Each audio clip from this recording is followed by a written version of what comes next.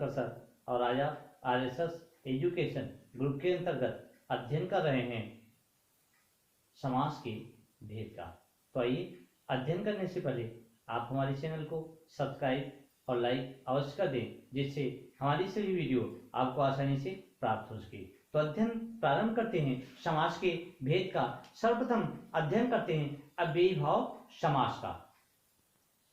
समास के अगर पहले भेद की बात करते हैं तो समास का पहला भेद है आपका अव्ययी भाव समास। देखिए अव्ययी क्या है? अव्यय अव्यय को कहते हैं, ठीक है।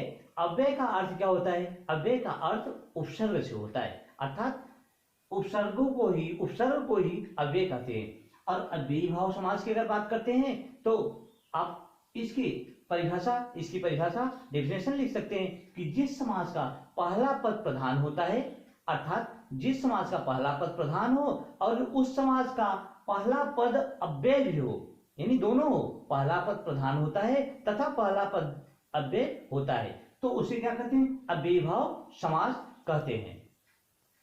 तो इस प्रकार से आप पहले पद को प्रधान भी बता सकते हैं और पहले पद को अव्यय भी बता सकते हैं। जैसे अगर बात करते हैं इसके उदाहरणों में, जैसे यथाशक्ति,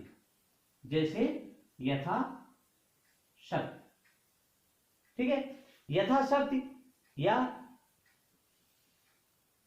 भरपेट, आमरण,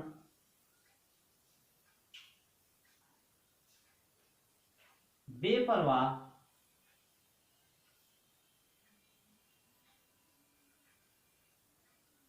आहट, ठीक। इस प्रकार से आप बहुत सारे उदाहरणों को दिखा सकते हैं। देखिए यहां अगर देखेंगे तो पहला पद क्या है? पहला पद प्रधान है और पहला पद अव्यय भी है। शक्ति तो है लेकिन कितना? यथा, जितनी हो सके। इसी प्रकार से यहाँ पेट तो है लेकिन भरा हुआ, मरना तो है लेकिन आकर मरना, परवाह तो है लेकिन बेपरवाह, हट तो है लेकिन आकर हट, तो आहट आने की जिसकी सूचना में। तो इस प्रकार से यहाँ इन शब्दों को आप आसानी से देख सकते हैं। अब आइए बात करते हैं अव्ययी भाव समास को पहचानने की कुछ ट्रिक की। तो यहां आप ट्रिक के माध्यम से समझ सकते हैं कि देखिए यदि पद के प्रारंभ में उपसर्ग आए, ये इसका ट्रिक है, आपको ध्यान रखना है कि यदि पद के प्रारंभ में क्या जाए, यदि पद के प्रारंभ में उपसर्ग आता है तो आप समझ लीजिए, जैसे उपसर्ग क्या, यहाँ भर उपसर्ग है, यहाँ आ उपसर्ग है, यहाँ बे उपसर्ग है, यहाँ आ उपसर्ग है, अन है, ठीक है, उप है। तो इस प्रकार से बहुत सारे आपके उपसर्ग आएंगे। तो यदि किसी सामासिक पद में पदों के प्रारंभ के पहले यदि उपसर्ग आता है तो आप समझ लीजिए वो हमारी ट्रिक क्या कहती है, वो हमारा अव्ययी भाव समास होगा। इस प्रकार से आप आसानी से अव्ययी भाव समास को समझ सकते हैं। आइए अब बात करते हैं दूसरे समास की, तत्पुरुष समास की। देखिए तत्पुरुष समास जैसे इसके नाम से पता चल जाता है, तत्पुरुष, तत् माने क्या होता है? यहां अगर आप देखेंगे तो तत् का अर्थ होता है उसका, तत् माने उसका, और पुरुष माने क्या होता है? पुरुष माने होता है आदमी, पुरुष माने आदमी, अर्थात कि उसका आदमी। तो तत्पुरुष का अर्थ होता है किसी का संबंध यहां प्रकट होगा, उसका आदमी, किसका? जैसे कहा जाता है राजपुत्र, जैसे कहा जाता है राजपुत्र, अर्थात राजा का पुत्र। तो देखिए यहां किसका है पुत्र? राजा का। तो अगर कोई पूछता है कि जो पुत्र है राजा का पुत्र है, तो यहाँ क्या कौन सा समास है? तो तत्पुरुष समास वहां दिखाई पड़ेगा। यहाँ आप आसानी से समझ सकते हैं। इस प्रकार से अगर इसकी परिभाषा की बात करेंगे तो अव्ययी भाव समास का पहला पद प्रधान होता है और तत्पुरुष समास का दूसरा पद प्रधान होता है। तो आप लिख सकते हैं कि जिस समास का दूसरा पद प्रधान होता है उसे तत्पुरुष समास कहते हैं। जैसे राष्ट्रपिता गृह आगत, अर्थात राष्ट्र का पिता और गृह को आगत। तो इस प्रकार आप इसमें देखेंगे राष्ट्रपिता अर्थात राष्ट्र का पिता, गृहागत गृह को आगत, कष्ट से साथ, विद्यालय विद्या के लिए, आलय अर्थात विद्या के लिए घर, पथ भ्रष्ट पथ से भ्रष्ट, और कला में प्रवीण। तो आप इन उदाहरणों को आसानी से देख सकते हैं। यह तत्पुरुष, देखिए तत्पुरुष समास क्या है? तत्पुरुष उसका, पुरुष अर्थात उसका आदमी, जिस समाज से संबंधों की प्रधानता रहती है। आइए एक या कुछ आसान से ट्रिक के द्वारा तत्पुरुष समास को पहचानने का तरीका समझते हैं। तो इस प्रकार हमारी ट्रिक है इस समास को, तत्पुरुष समास को पहचानने की, कि कारक चिन्हों की, इस समास में कारक चिन्हों की प्रधानता होती है। कैसे, अब इसकी पहचान कर लीजिए तो आप आसानी से जो भी उदाहरण होगा कारक चिन्हों के द्वारा उसे पहचान सकते हैं कि यह हमारा तत्पुरुष समास है। जैसे आप अगर देखेंगे तो ये है राष्ट्र का पिता। राष्ट्रपिता का अर्थ क्या होता है? राष्ट्रपिता अगर आप देखेंगे तो क्या है, राष्ट्रपिता का अर्थ हो रहा है कि राष्ट्र का पिता। अर्थात अगर इन शब्दों पर आप ध्यान देंगे तो आपको स्पष्ट रूप से दिखाई पड़ता है कि इसमें कारक कौन सा है। अब देखिए, गृह को आगत, तो यहां आपको क्या दिखाई पड़ता है, यहां कर्म कारक है। कर्म कारक का चिन्ह क्या है? को, तो कर्म कारक हुआ। यहां का आ रहा है, का संबंध कारक यहां था, ठीक है। और अगर यहां देखेंगे कष्ट से साध्य, तो यहां चिन्ह क्या आ रहा है? से आ रहा है। कष्ट से साध्य, तो से आ रहा है, तो आपका कारक कौन सा होगा?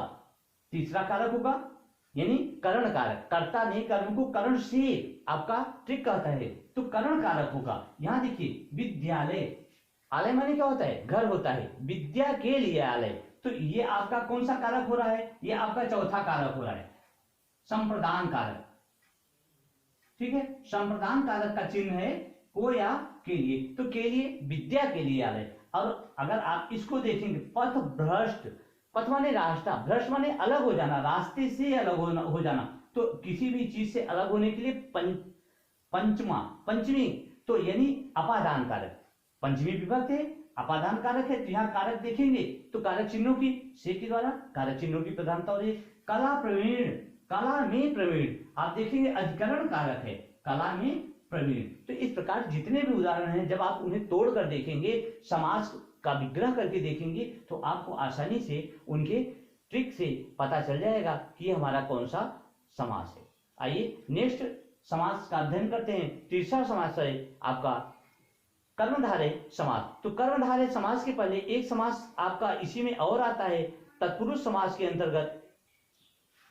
देखिए, तत्पुरुष समास का ही रूप है नई तत्पुरुष समास, अर्थात जिस समास का पहला पद निषेधवाचक होता है, यानी जिसका पहला पद निषेधवाचक हो जाए। निषेध का मतलब होता है कि वह नकारात्मक भी हो, तो उसे क्या कहते हैं? उसे नई तत्पुरुष समास कहते हैं, ठीक है। इसको आप ध्यान रखिएगा। नई तत्पुरुष अक्सर आपसे पूछता है, जैसे आपका है अनधिकार, तो अनधिकार जो शब्द है, उदाहरण आपका चल रहा है, तो अनधिकार क्या है? नई तत्पुरुष, यहाँ अलग कर निषेधवाचक को प्रकट कर रहा है। इससे आप आसानी से इसे भी ध्यान रख सकते हैं। आइए तीसरे समास को पढ़ते हैं।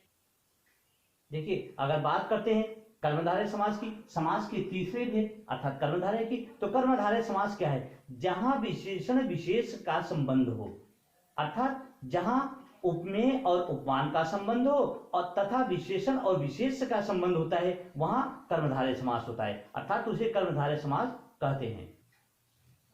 तो इस प्रकार से आप इसे व्यक्त कर सकते हैं। और देखिए, कर्मधारय समास को समानाधिकरण समास भी कहते हैं, समानाधिकरण समास भी कहते हैं। कर्मधारय समास को इस नाम से भी पुकारते हैं। और जैसे उदाहरण कर देते हैं, इसके उदाहरणों में आप लिख सकते हैं कि जैसे नील कमल, तो नीला है कमल जो श्वेतांबर, श्वेत है अंबर जिसका सफेद शरीर वाला, नील गाय, नीली है गाय जो, लाल चंद्र, लाल है चंद्रमा जो। इस प्रकार से आप बहुत सारे ऐसे आपको उदाहरण मिलेंगे जो कर्मधारय समास के अंतर्गत आते हैं। कर्मधारय समास की अगर बात करते हैं तो आप ध्यान रखिए, कर्मधारय समास को पहचानने का कुछ ट्रिक होता है। तो इसे पहचानने की आसान सी ट्रिक है, इसमें रंगों की प्रधानता होती है। देखिए, कर्मधारय समास कलर्स प्रधान है, समास है ये, तो इस समास में कलर्स की प्रधानता या रंगों की प्रधानता होती है। दूसरी ट्रिक आपकी है कि इस समास का जब समास विग्रह करते हैं तो पदों के बीच में है जो आता है, हमेशा है जो आता है। जैसे आप अगर देखेंगे तो नील कमल, तो नीला है कमल जो, ठीक है। नील गाय, नीली है गाय जो, लाल चंद्र, लाल है चंद्रमा जो, या जिसका, तो इस प्रकार से ऐसा आप इसमें देख सकते हैं। तो आज की वीडियो में बस इतना ही। Thank you so much.